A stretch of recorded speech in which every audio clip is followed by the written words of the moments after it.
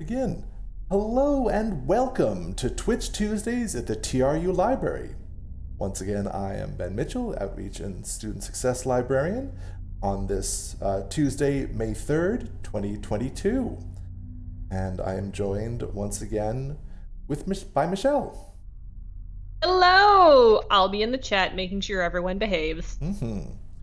So just wanting to do a kind of a basic tech check. What are we playing today then? Today we are playing Journey by That Game Company. That's their name, That Game Company. Oh,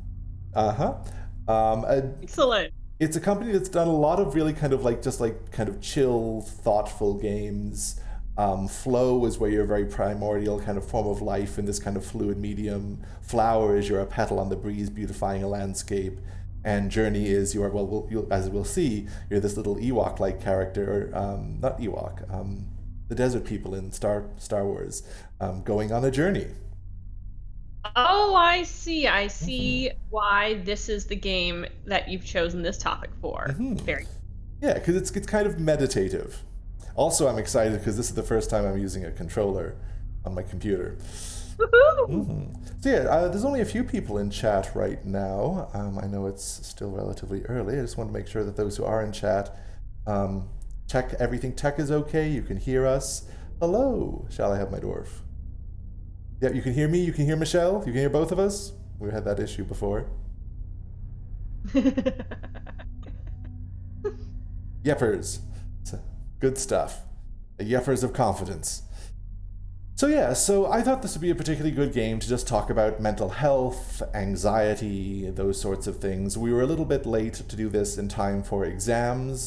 Some of you are probably inundated with that, but we can just do our own take on it. So yeah, I thought that I will just start into the game now and yes, check this out, and then we'll start talking about what anxiety is, how you can kind of navigate it, the cultural narratives around anxiety and mental health issues, and that sort of thing. So without further ado, let us begin.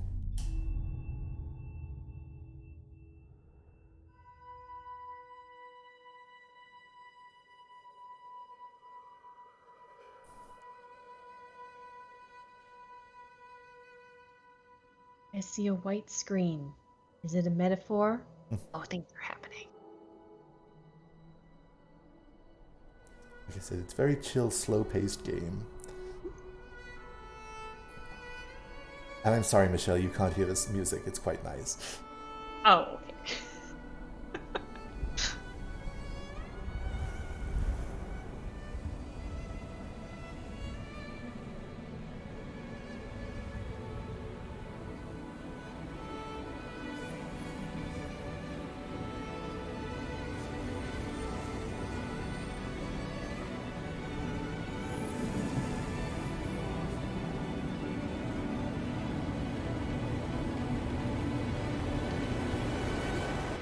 That's you!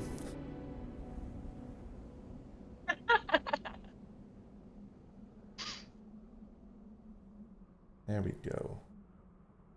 Oh, I guess now that I've actually got the controller, how do I...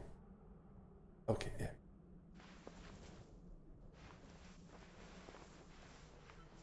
You can do this little sing thing with your own symbol. Ooh.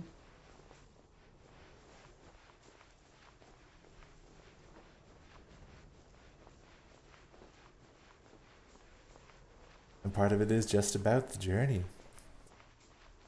Not the destination. And it really kind of sometimes just gives you a bit of resistance when you're trying to get up those hills. That is cool. That does add an extra layer of realism. And having gone from living on the prairies to living in Kamloops, I really feel this part. It's a vibe. Indeed.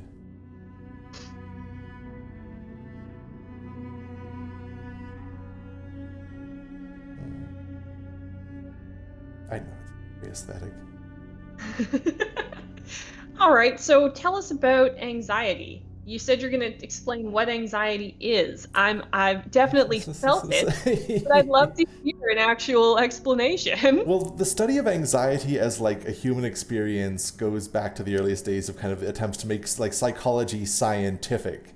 You know, stress on the animal or on the organism resulting in a range of effects, right? Like, you know, whether it was nervous palpitations, cultures across time and space have had ways of talking about what stress does to a body and what stress does to a brain, right? So, you know, contemporary discussions of anxiety, you know, some people think, speculate now that actually anxiety and depression are the same condition and just different ways in which the body relates to it. For instance, that it is kind of like a result of like, you know, an impoverished environment or stress conditions, oftentimes associated with, climbing up here, you know, like addictive behaviors and things we consider to be like antisocial. I don't know if you've heard about the rat park experiment, for instance, in the 70s. Oh, yes, rat utopia versus terrible little rat cages. Yeah, and just how like animal behavior changes in response to stress quite dramatically. But yeah, so like, anxiety is a real thing. Anxiety kind of affects... Oh yeah, that's right. Now I have my little scarf, and the longer my scarf is, the more I can whoosh. So I have now whoosh powers. Yeah, so anxiety is real. Anxiety is a physiological response. Anxiety in the body is kind of like you're preparing to, like, you know, fight the tiger or something. So like when your body is anxious, other parts of your body that would otherwise require energy don't have access to that same kind of energy. For instance, digestion issues. That's why digestion issues are so often tied in with anxiety experiences, because when your body is freaking out, it's not prioritizing, you know, the energy that would be required to actually digest your food properly. This is one reason why it's actually really bad to be in a constantly anxious state. And as someone who's constantly in an anxious state, why I have so many stomach issues. Because it's a real physiological thing, right? Like, it's not just all in your head. Anxiety is throughout your entire body. Your entire sympathetic and parasympathetic nervous system respond to it. Are you scarves I can snag up? Yeah, that's right. I sing to them and add their power to my own. Or no, I just sing to them and dance with them. I forget. It's actually been a long time since I played this. Oh, okay, you get a little boost in the air. Now I'm just remembering how to play. So yeah, so anxiety is a real thing. Anxiety is a physical and embodied thing. We could also talk about depression or trauma stuff. I have some experience with both of those in like kind of like peer support kind of capacities. I should stress, while I am a doctor, I'm not that kind of doctor, as my parents always like to tell me. So like, yeah, I'm not actually a medical expert. I've just done a lot of work on the history and social dimensions of mental health issues, history of medicine, that sort of thing. So I probably should have said that caveat at the start. So yeah, so like anxiety is real. Everyone is probably feeling it right now for a range of reasons, not just in terms of school stuff, but in terms of where our world is. Where am I even going? Sorry, I know the journey's important, but I also get lost. All right, I'm just going to keep on marching ahead. Did I get myself turned around playing in the... Yes, I did. Okay, that's right. One of the good things about Journey is, you see that mountain up ahead? You are always going towards it. Oh, good. So at least you have that orientation point. And not in every, but in almost all of the sections of the game, you can see it. So yeah, so again, like journey is an interesting concept in relationship to anxiety, because oftentimes anxiety is very much focused on like the ends, or like kind of like end goals, end situations. Whereas the whole ethos of this game is just about appreciating kind of where you're at when you're at it. Which I kind of like. I don't want to be spoilery, but it's like, it's a major theme of the game. Meeting yourself where you are, being where you are, enjoying the process. So much of our education, so much of schooling, I don't know if you know Bell Hooks. She was a scholar, did a lot of thought on like critical pedagogy, black studies, those sorts of things. Really worthwhile. Her pedagogy, what is it? Teaching to Transgress, or teaching, and a few other ones, were really interesting reflections on education. And one instance, she actually calls out specifically how so much of our education system, the rewards and punishments, of it are framed in terms of the future. That, like, you know, what we're basically, oh yeah, I can light this up 1 second. Boop. Oh, it's a little bit sad. Those are graves, I think. Yeah, this is the there's not like that game company is also big on nonverbal storytelling. So like most of the narrative of the game is told through these murals. Oh, interesting. So you have to kind of interpret it yourself. But yeah, sorry, just Bell Hooks said, like, so much of our education and education systems are always future oriented. And kind of like the implicit message we give our students with this future orientation is that they're not good enough as they are. Right? That you're going to become something, which like that drumbeat kind of always kind of stresses that you're not something already. And she has this whole really interesting kind of just reflection on the how education is overly future-oriented and promissory-oriented in a way that can often distract us from what's actually going on around us in education systems. And, you know, wait, that's as far as I can go. It pushes me. Boof. Okay, fine game. I can tell. You want me to go here? So I think that's interesting. Like anxiety is very future oriented. Anxiety is very like, what's going to happen to me? What's going to happen to, you know, people I care about? Oh, I can't. My scarf energy is a finite resource. So yeah. So that's one of the reasons why I wanted to, again, play this game in relationship to it, where it's just kind of about like just having a time, exploring a space, singing its scarf pieces. Oh. That was one of the things I did find very stressful about being a lawyer, is a constant anxiety about dates and deadlines and future-oriented everything and what's going to happen if I don't get this exactly right. Constantly thinking about, is this going to affect my license? How is this going to affect my future if I don't remember each and every one of these little tiny things that are in my calendar or not in my calendar? Yes. That's a long way of, yes, I agree with you. Yeah, right? And in some ways, right, that's like so much of our society is like, we don't want to let the fact that we have a future rob us of our present. And that's, so we've talked a little bit, Michelle, you and I, about mindfulness and the way that it kind of gets corporatized, which I do think is an issue. I think is very suspicious and not a good way of like treating mindfulness. Oh yeah, The first time I was introduced to the idea of corporate mindfulness, I was visiting an ex-professor's house. She has a lot of these really nice get-togethers with her former students. And one of the other lawyers was talking about it in terms of using flow state to improve his productivity and focus at work. And I hate it so much. And that's just coming from coming from a religious studies degree, you have basically suits taking ancient texts, stripping them of their actual meaning and value. Yeah. And just boiling it down to, but how can I use this to make more money? Which again is still very, it's kind of a perversion of it, because that's still a very forward, future facing, you know, what can I get out of it kind of thing, rather than trying to be present to yourself in the moment. It's instrumentalizing it. And it's tricky, right? Like, I mean, mindfulness in some ways is instrumentalized because, like, you want to be okay. You want to be able to, like, you know, exist in the world. But just thinking about, like, oh, I should do this because it'll help me get better grades. Like, I don't know. I've personally never found that super motivating, because I spent my entire life getting exceptional grades. Not to humble brag, but I spent my entire life getting exceptional grades and, like, being an anxious wreck and, like, needing to, like, see a gastroenterologist because my stomach is so messed up now.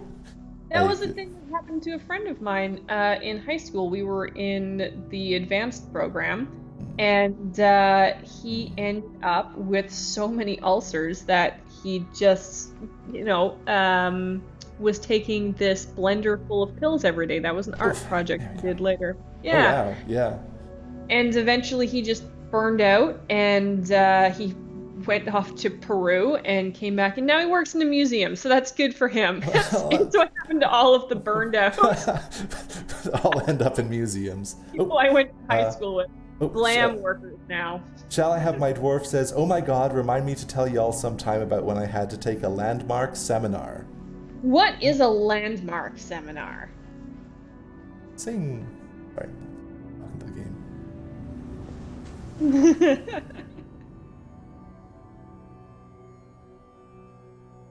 Corporate Scientology. Oh, I really want to hear more about that. I've worked in government spaces where they have a lot of weird, like, Myers-Briggs, like, personality type stuff that gets kind of strange, but...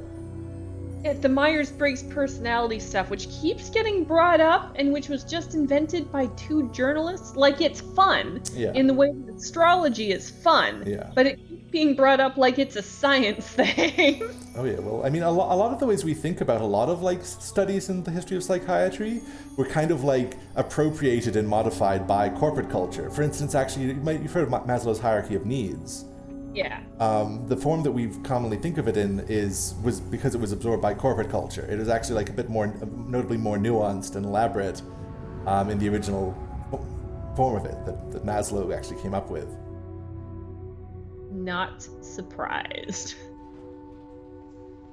Oh yeah, and like again, like, you know, as I don't know about everyone here, but I know I'm still struggling with anxiety issues, and like one of the things that I think like mindfulness is kind of like helpful, like with a lot of trauma and anxiety stuff, it's like the grounding techniques. I don't know if folks here have heard of grounding techniques, you know, like so many things that I can see, so many things I can hear, so many things I can feel.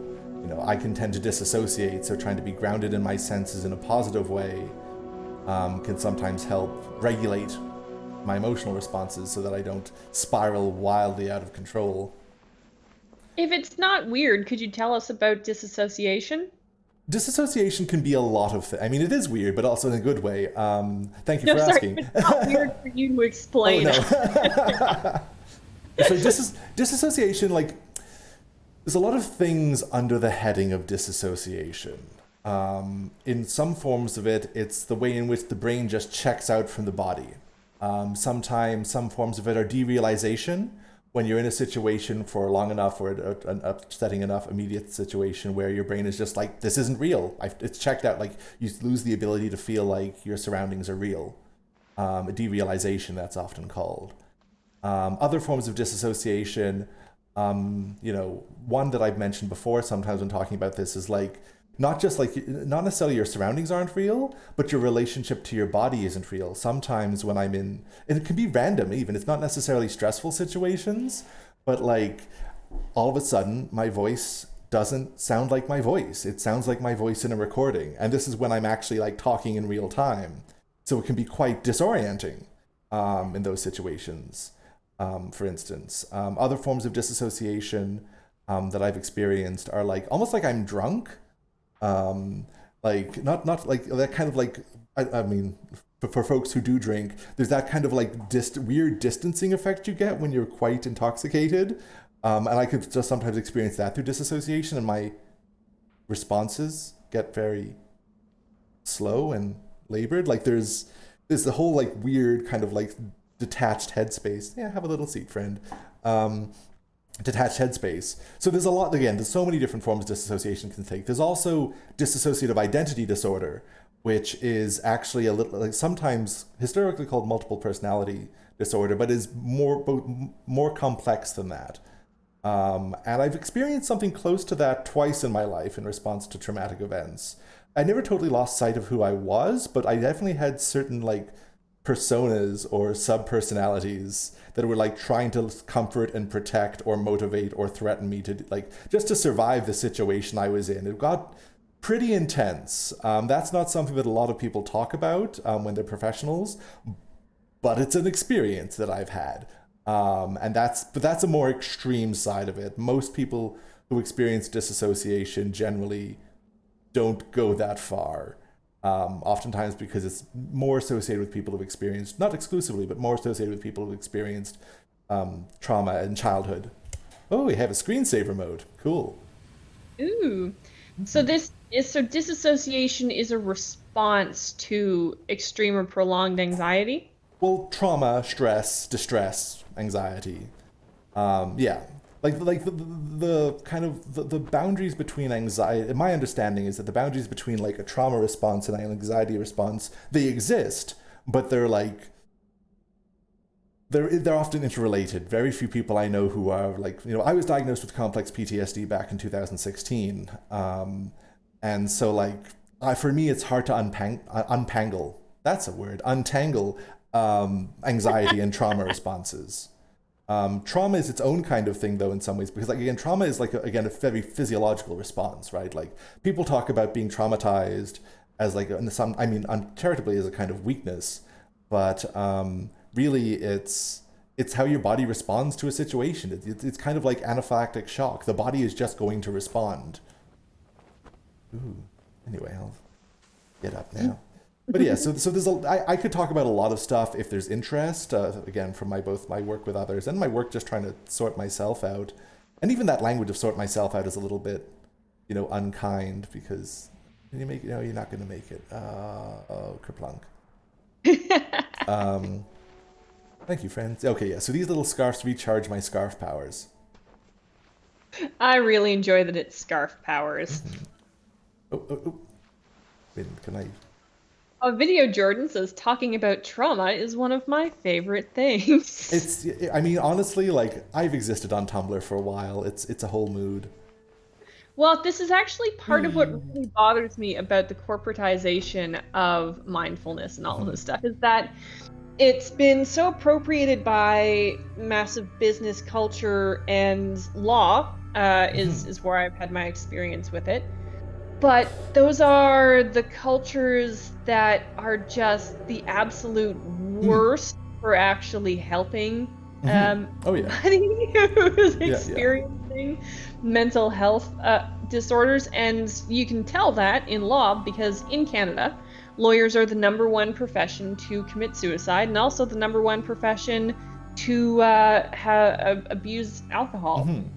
Let's have a really fun conversation. This is about relaxing, everyone. No, it's important. I think I can't relax if I feel like people aren't being honest with me.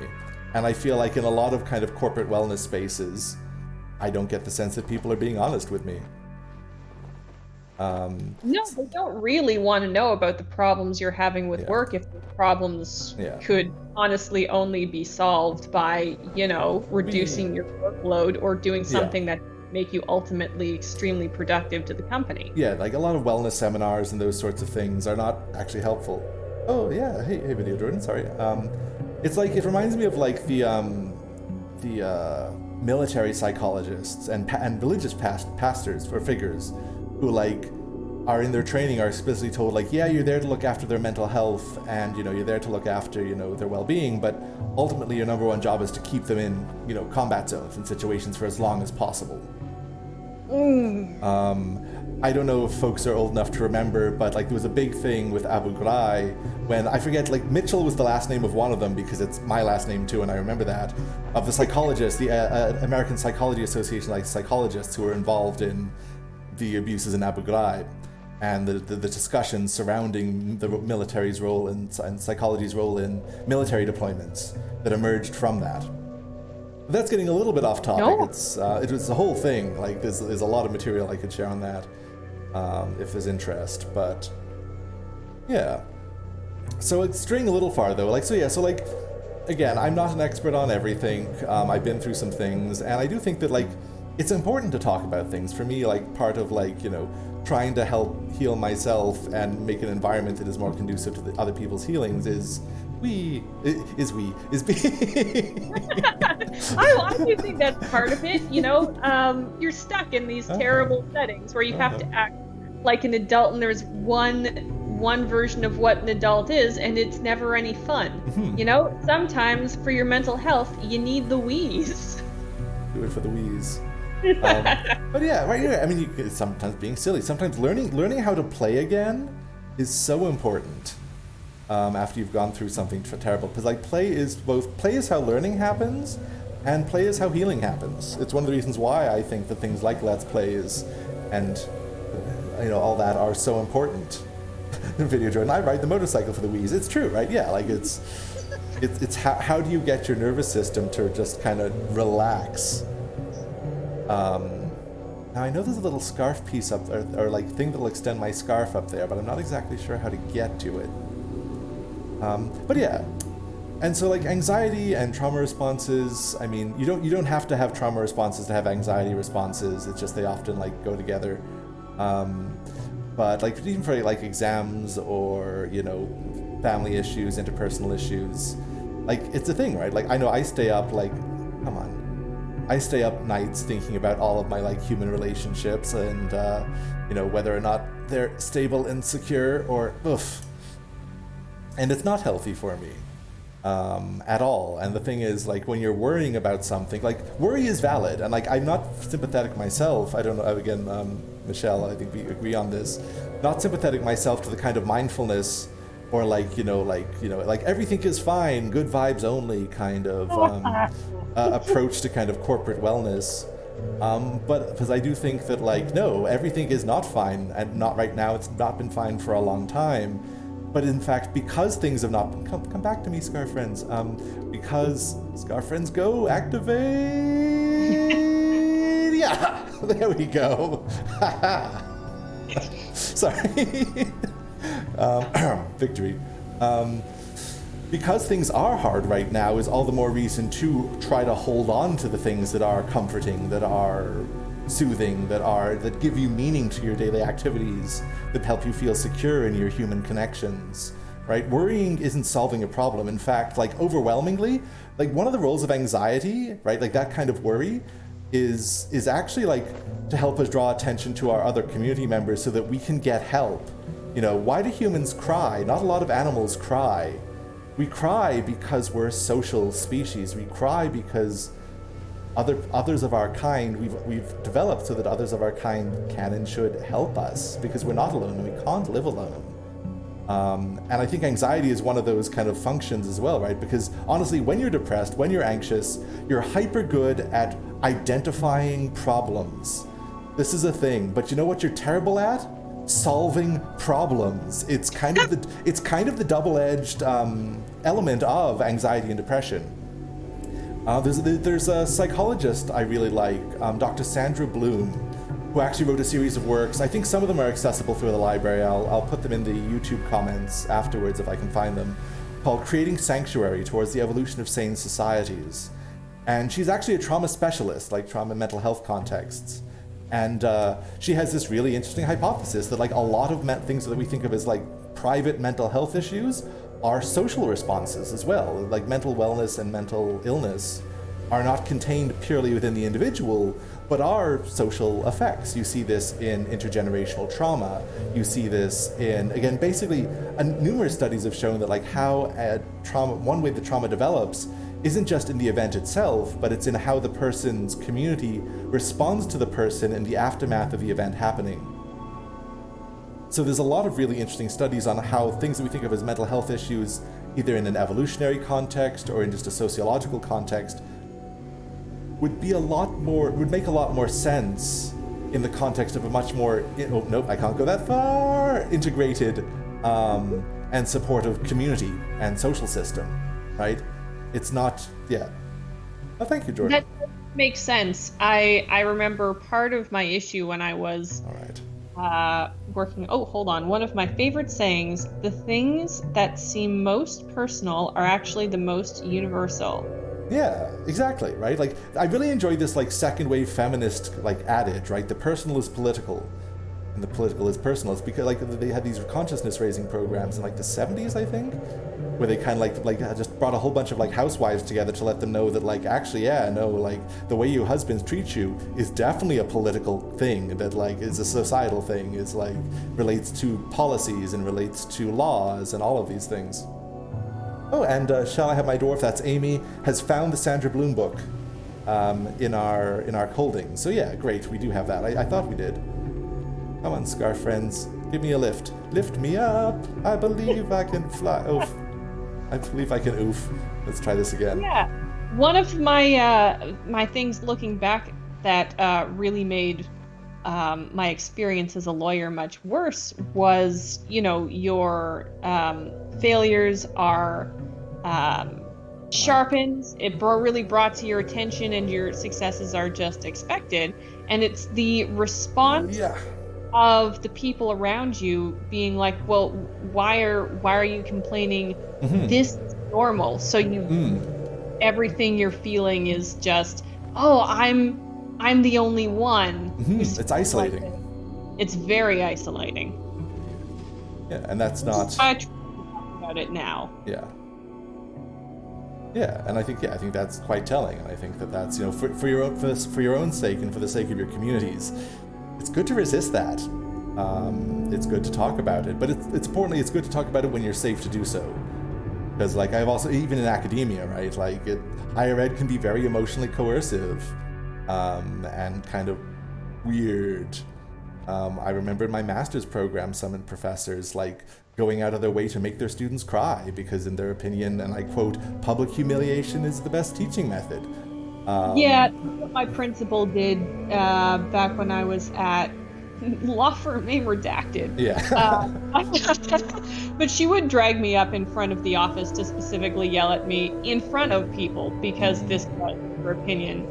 The humiliation part will burn it into your brain better. No, like every study we have that I'm aware of, and there's quite a lot about like learning and like you don't learn when you're stressed. Like stress is one of the number one things that makes learning hard. You can develop a trauma response and an association in someone that way, but you can't actually teach them critical thinking. You can't teach them the fluidity of thought you actually need to like apply things that you've learned, because all you're doing is trying not to be emotionally or physically hurt. No, and I can tell you that, in response to stress, you don't sleep as well, you don't eat as well, and as a result of those two things, you do the opposite of learn. You actually there was a study, and it was a bunch of Indian farmers that took part in it. And so they did one at the beginning, or right after the harvest, and one at the beginning of planting season. And they found that farmers, IQ is not a great way to measure things, but they found that there was an average 13-point IQ difference. Because one of those times is extremely stressful, and one of those times is the easiest time of the year. And, personally, I had to take the same test. I think it's just a couple months after I'd taken my bar exam, and then about a year after I'd quit at that particular firm. And I went up by I didn't really study in between, I just took the test twice, and my score went up so unbelievably significantly that the test taker was very confused. Yeah. Oh yeah. No, I believe it, right? And I mean, like, and you've been seeing it a bit too in the way that people have been talking. Ooh, hey, we're getting some fancy music. And the way people have been talking about the pandemic, people's memories are getting worse. Their executive functioning, or the way in which you can kind of like plan, prioritize, and execute activities is compromised.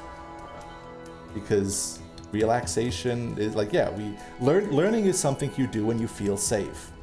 And unfortunately, a lot of our logic and justification of education is not based from a place of safety, but is a place on, oh, you'll never get a job, which I don't think is good for us. And it's also why I have some issues with the way that academic integrity is talked about, but I don't know if I should say that on air. Alrighty. Hello, friend. Next checkpoint. Let's have a seat. Ooh. Well, I try to make talking about mental health and the issues in the legal profession safer at True in the library. And I think you're doing that as well with your subject areas, but it's... Oh, I found a comment. I can't see the whole comment. Yeah, I'm getting a laugh. Yeah.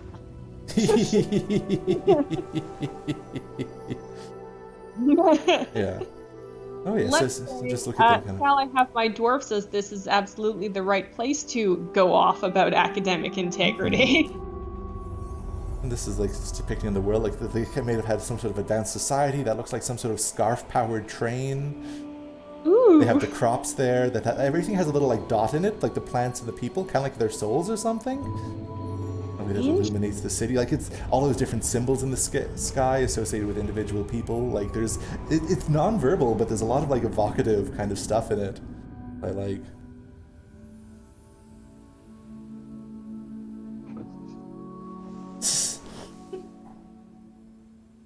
And yeah, there we go. So yeah, so like the thing about, I guess I'll talk a little bit about it, is like, I'll say it. I think that the reason why universities crack down so much on what they call academic integrity is to protect the perceived dollar value of a degree from their institution. And you see that in a lot of the kind of reefer madness, don't do this or it's going to ruin your life way in which academic integrity is taught in most institutions. TRU is not an exception to this, it's just part of it. I think that academic integrity is incredibly important, but for the reasons of like being in community, being honest to your, and accountable to the intellectual communities and the personal communities that you're a part of. It helps you help other people find information. It's being a good, thoughtful member of, an intellectual community. Like, there's so many, like, I should stress, it's not that I'm opposed to academic integrity. I'm opposed to the way that it's communicated, discussed, and penalized, and like described and understood in administrative spaces. When we get our literacy information courses, we'll change it all. Mm-hmm. There's a lot of interesting, like, feminist and indigenous feminist scholarly work on this. Because again, who gets cited is often this very gender dynamics, and there's all sorts of things, racial dynamics. And I wish I could remember the name of the author, but I was talking to my partner about this just the other day, and I'm just kind of saying it off the top of my head. So yeah, no, it is important. Citation is important, showing respect to the communities and the people who, like, oh, hey, scarf friend, that helped you develop your ideas and acquire knowledge is important. It's just, I feel like there's a lot of cops in people's heads. Oh, Amy says... Shall I have my dwarf says, but also, students aren't taught the real reason why academic integrity is important, because universities want to be job mills and won't admit there's actual inherent value in education. Yeah, no, that is definitely a thing too. All the spiciest takes on the library Twitch stream. Okay, I'm gonna follow, wait, Scarf Friend is leading me towards the peak, so let's keep on following Scarf Friend. We're spilling all the hot library tea. Mm-hmm. Sing to your Scarf Friend. Pew, pew, pew. This is kind of the opposite of the duck honking from the Untitled Goose Game. It's just like pleasant song notes. Pew, pew, pew. Sometimes you just want to aggravate people for an hour, and sometimes you want to just have a nice walk in the desert. Mm-hmm.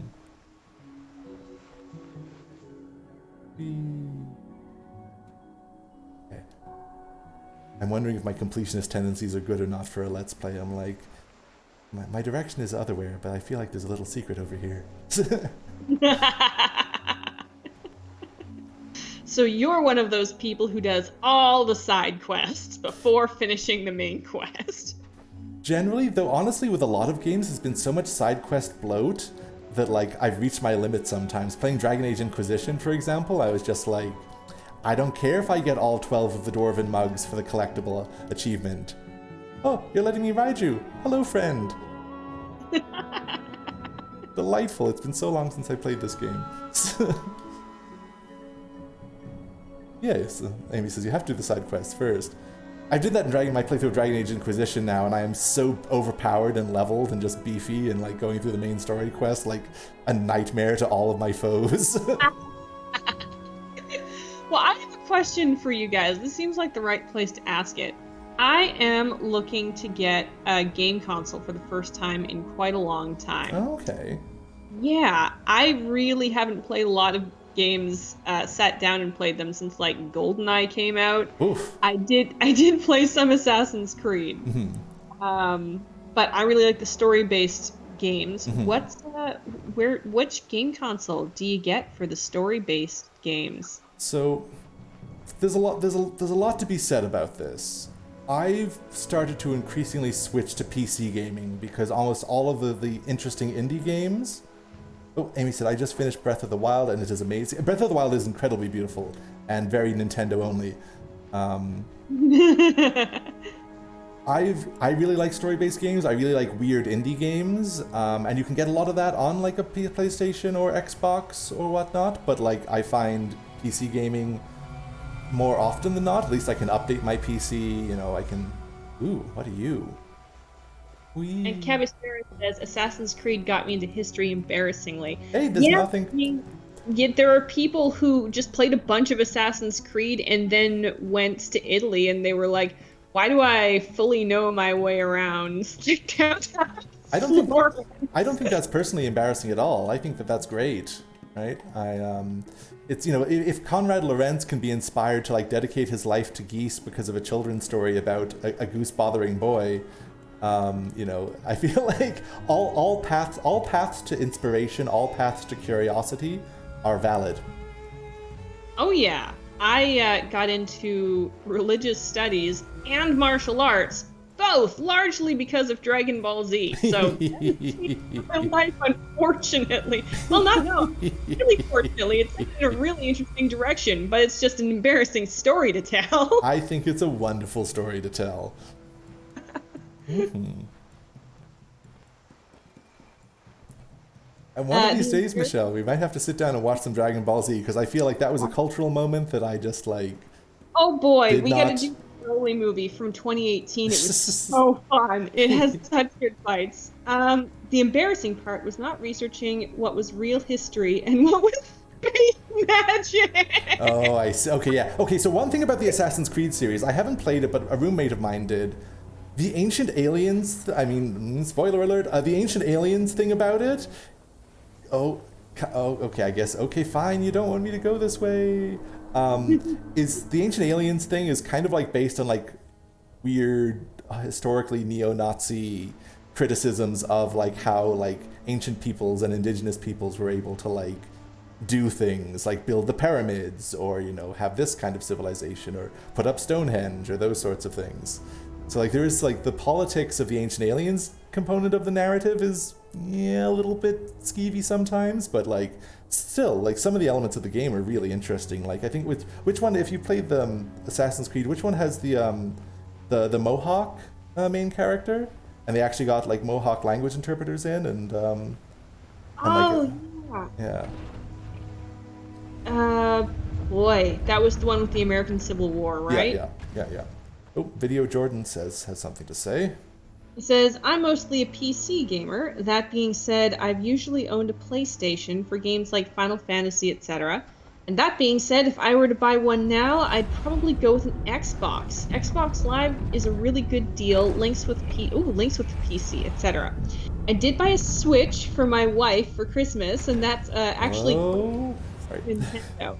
And Cabasera says it's Assassin's Creed Civil War. Okay. Okay, that's a really good recommendation. And Xbox, you can play Wild Hunt on Xbox, can't you? Okay, I'm sure there's The Witcher one? Oh, I don't know. I know you can play it on PC. I know you can play it on PlayStation. Or maybe you can't play it on PlayStation. I only know you can play it on PC. I suspect Xbox is made by Microsoft, right? So I suspect. Yeah, I think it's pretty good. Okay. All right. I know there's secrets I'm missing, but I'm just going to go ahead to keep on changing our environment. I'm going to have to just let it go. Just sometimes, anxiety, you just have to let it go. Take the frozen approach. Yeah. Because that's the thing too, right? Like I do think that like a lot of the things I don't like about some like modern game design is the way that it kind of encourages this kind of like neurotic, like gotta find all the things, gotta do all the things. And it's like, I like that, like, I mean, Sure Journey has a few little things like that, but it's not really going to punish you for anything. It's just like walking around, having delightful adventures with your scarf friends. Scarf friend's trying to get its other friends out. Uh-oh. Oh no. Ah! My game crashed. That's okay. This is okay. Don't panic. It's about the journey, not the destination. And sometimes the journey makes you go through the loading screen a few times extra. Annapurna, is this based in Nepal, or do they just like Nepal? I don't know, honestly. You're seeing the landscape? No, it came up and said Annapurna. There are 6 Annapurna mountain ranges in Nepal, which Oh. I know because I almost died on one. Oh, really? That's a long and gross story. It's not a cool one. It's Okay. yeah, it's an Iwo Jima type of almost dying on the Annapurnas. So the Yeah, trials part of the one hero's journey. This Cavacera. journey. Oh, does this bring me all the way back to the start? Ah, You know what? It's meta. I'm just gonna say it's meta and slide with it. That's what I'm gonna do. you do have a big scarf though. Actually, yeah, maybe it didn't totally lose everything. Were there pink dunes at the start? I know there were pink dunes recently. Oh, maybe we actually got to a different place. There is Might a have- lot. There is a lot of desert. It's not all desert. I kind of want to get to the next area, just to before we finish, just to show.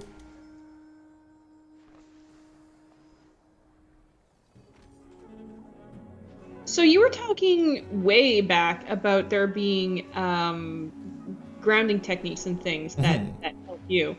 Do you want to talk a bit about techniques for grounding and mindfulness that I can try some. I mean, it's tricky too, right? Because like when you're in the moment, like some people are really big fans of like having like actually beforehand having a plan for like when I get into this state, I will do these things, because when you are in that state, it's very hard to do those things. It can also why it can be helpful to like have people around you to be like, you know, you're having a bit of a hard time, like maybe you want to try to do some of these things. Yeah, so like I mean some of it is just basic like, you know, tech support for your corporeal form, because one of the things too, right, like I haven't felt normal hunger since like 2008. I don't experience hunger as a feeling. I experience it as anxiety. I experience it as like brain fog. I hear my stomach rumbling. You know, I have to kind of like in a very roundabout way have that relationship to my body, which is not neurotypical. So like some of it is just very basic, like, you know, your bodily situation contributes to your mental situation. And this isn't to say that it's all in your head and that the problems you've identified aren't real problems, but that you're not going to be able to really deal with them if you're dehydrated or hungry or too hot or haven't slept, right? So like that's that kind of checklisting as well as like, am I having these feelings because everything is awful and will always be forever, or because, you know, I didn't sleep well, or I'm hungry, or what have you. So that's one thing to put on it. Just like, I know it's not strictly speaking a grounding technique, but it is kind of an approach to troubleshooting, you know, your freakouts, as it were. And in a response, or it's one of the goals of certain types of meditation is to be able You have been to here before. step back from your emotional response. Yes. Ask, why is this happening? Yeah, What's going on? As opposed to being swept up in it. And sometimes also too, in that regard, like I also have a lot of intrusive thoughts, right? Because that's a trauma thing and an anxiety thing. Sometimes even kind of separating yourself from it from a little bit. Like I notice I'm having a thought, right? I'm observing this inside myself, so it doesn't just come to dominate your personal narrative and sense of self. It's not like, oh, I'm not a real human being with real human emotions. It's, I'm having trouble feeling like or thinking that I'm not a real human being that has real human emotions. Like that kind of distancing is kind of like some of the first steps sometimes to untangling those personal narratives. Because again, the brain is an energy-saving beast, right? Like it will get into ruts, and when you're literally changing your outlook on things, you're physiologically changing your brain structure. That's a really crude description, but like in essence, that's sort of what's happening. And that doesn't fix everything. Like I'm very critical of like the kind of like overly enthusiastic embracing of cognitive behavioral therapy that a lot of institutions do, because again, it's the form of therapy that is most conducive to corporate structures and insurance schemes. But I do think that some elements of it, okay, I'm going to say this is where I'm going. Some elements of it are worthwhile in that regard, creating that distance. And Cabecera's got a good one. Yeah. Stats window I can pull up like The Sims to figure out what's wrong. That would be with so me. helpful. Yeah. Where's my health bar? Where's my mana? Where's my stamina? Yeah. Am I tired or have I not eaten in a while? Yeah. Am I snapping because this was a legitimate comment that needs to be responded to harshly? Or am I just having a bad Yeah, day? yeah. That's helpful. Yeah. And again, in terms of like the intrusive thoughts and like trying to manage anxiety, right? Like even you don't even have to say like, oh, I'm great and I'm wonderful, right? You don't have to be like, can I make that jump? Okay, I'm gonna try to make that jump and then finish this thought.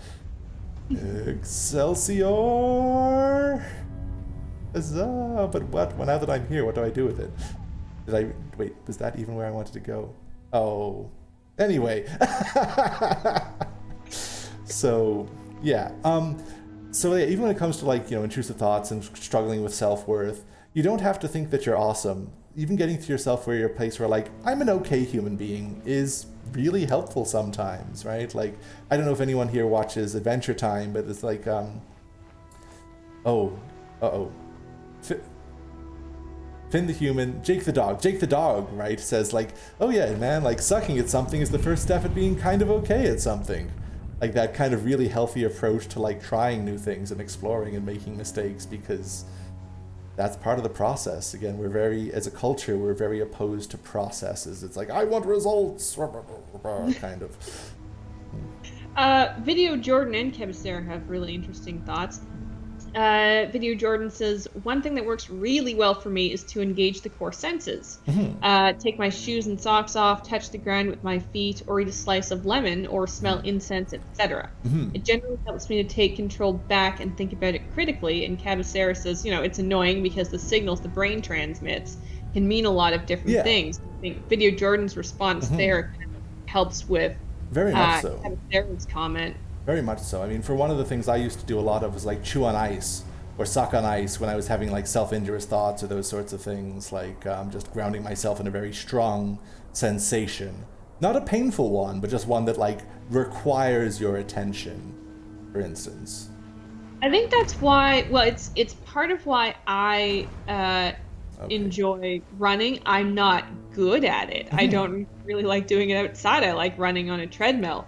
But just the repetitiveness, the straining of your body, I like to wander off in my brain while I'm doing it, but you still are brought back by a physical struggle. You can really feel what's going on with your body when you're doing any type of exercise. Or when I was younger and doing things like boxing, this is going to sound, I don't know how, but, when you get hit, that's a type of stress that's very grounding. It's not nebulous. It's right there. And the adrenaline is there for a reason, and you feel extremely awake. And I found out, later when I went through religious studies, that's what it means to become a Buddha. It means to be awake, and it's sometimes really, really hard to get that feeling in your day-to-day life. Yeah, and it can also relieve a lot of tensions, right? Because I mean, like, again, the human animal, like monkey brain wasn't made to like stress out about exams, right? Like our anxiety systems and all of that, the reason why it's shutting down our digestion is because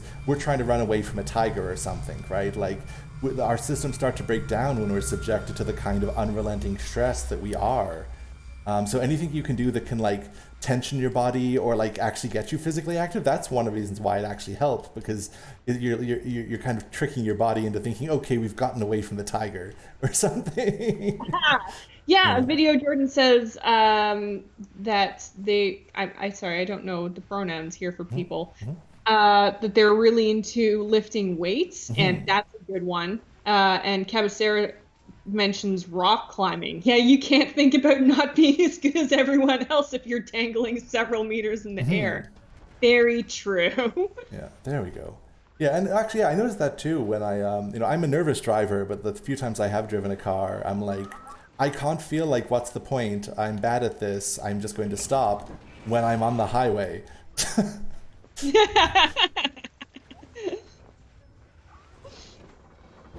Though, I don't have a car, I have student loans, so that's one thing. Shall I have my dwarf in the chat agrees with you about, driving. That's part of why I drive a standard, actually, instead of an automatic. The automatic got too easy eventually, and I felt unconnected from the road, and it was easy to sort of drift off. I have to pay more attention to driving when I'm driving a standard. Yeah. Oh yeah. I know. Video Jordan really likes driving motorcycles. Like that's his happy space. It's not about being a fancy pants. It's about pretending to drive a race car and making vroom vroom noises as I switch gears. You need to be in a car to do that? I just have a controller. I do want to try to get my motorcycle license, Video Jordan. It's a weird urge, part of my weird urge to just get a bunch of licenses to be able to do all of the stuff. But, motorcycles look so cool. I love going around turns fast. I don't know why it's not. It's definitely a culture. It's definitely a cultural experience. Again, like Video Jordan's been telling me a lot about like the biker culture. I know I've never driven a motorcycle. I drove like a scooter for a wedding once, but like the first time I was on it, wait, everything's turned around. I was on wet grass, and we were just doing it because we were going to go to a wedding and like on a golf course or something. But like I just like managed to like turn it on and immediately flip the vehicle on top of myself in the wet grass. Like I just poof, it was on top of me, and I'm glad it wasn't a motorcycle because it's much heavier than a scooter. My brother was in Italy, and he got on a scooter, and he just took a video of himself going, ciao, ciao. And I feel like that would also be me on a scooter, just unable to stop. Ciao, ciao. Video Jordan says that's really hard to do on a motorcycle. Presumably also you wouldn't start a motorcycle on wet grass. Hopefully. Surfing in the sands. Yeah, it has several surfing level like sections. And the music is delightful. I am deprived of the music. Oh, come on. Yeah, oh no! Did I? Oh, yes, it counted. Cabasera says, funny enough, I was so scared and anxious about driving, and I calmed myself down by watching car accidents and seeing most people live through it. You know, that's valid if that helps you.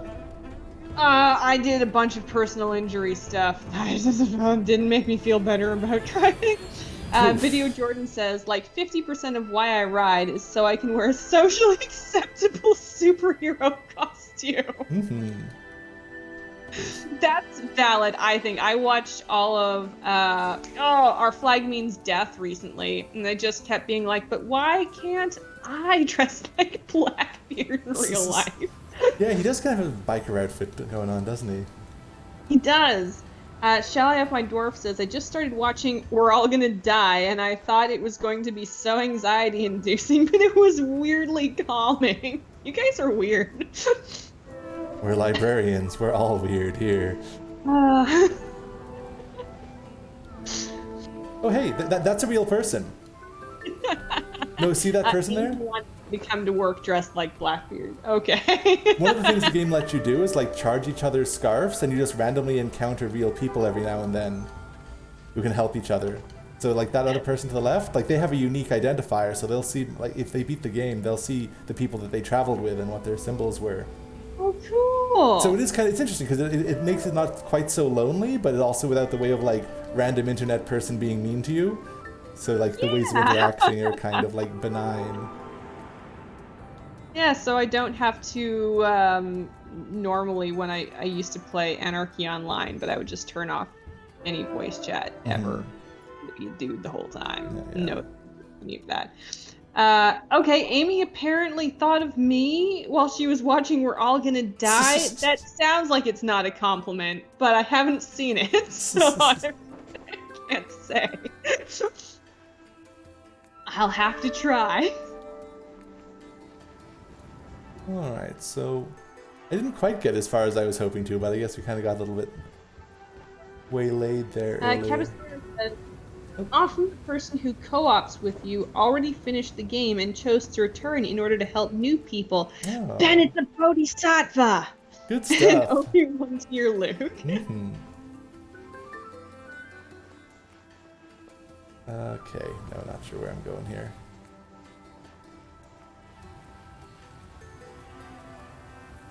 I always appreciate Obi-Wan analogies and metaphors.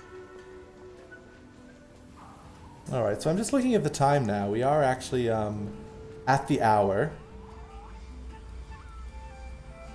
I'm sorry that my new friend here... I don't know, if there's interested in continuing on and playing through Journey, it's another good kind of standby game. It's relatively short too, so we might be able to beat it. I don't know, just let me know in the comments or the chats or on the YouTube channel, or for those of you who are watching from the True Sue Gaming Club's Discord, drop me a line there, and perhaps we can keep on doing this again. We're just talking about wellness, well-being stuff, if it's of interest. Any final thoughts, Michelle? Don't let the corporate people get in your head, man, I think is theme. Melly says, are you going to step on and trip over your scarf? I don't think I can. I have little nimble thin legs.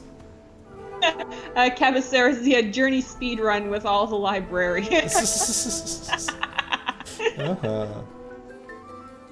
Alrighty, well, if that's the case, thank you everyone for coming out to Twitch Tuesdays at the TRU Library. Next week, don't really have a specific thing in mind, but look forward to gaming with you then and talking about something of interest to us. That's all. See you guys next Tuesday. Good night, everyone.